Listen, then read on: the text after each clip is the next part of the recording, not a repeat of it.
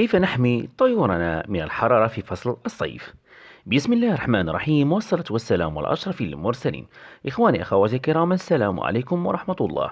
كما وعدتكم سابقا أني سوف أقوم بعمل شرح كامل لطريقة حماية طيورنا من الحرارة في فصل الصيف. إذا لندخل إلى صلب الموضوع مباشرة. في هذا الوقت وبالأخص في فصل الصيف تتزايد درجة الحرارة، مما يجعل الطائر يشعر بها، وممكن أن تكون السبب في موته لا قدر الله. ولحماية طائرك هذا ما وجب عليك فعله.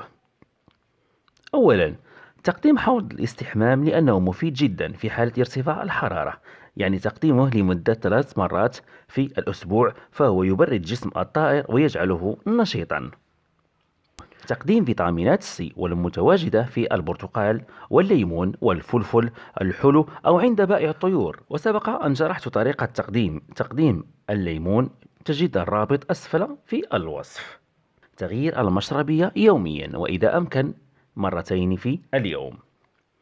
عدم إعطاء خلطة التي تتكون من العديد من البذور، والاقتصار على الفلارس والدينية أو الزوان والبشنة، لأن الخلطة غنية بالدهون وتعمل على رفع وشعور الطائر بدرجة الحرارة.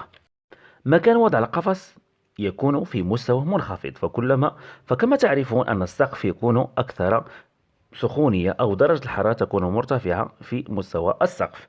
النظافة مساعدة في جعل الطيور تشعر بالبرودة مرتين في اليوم بالطريقة التي تشاهدونها الآن.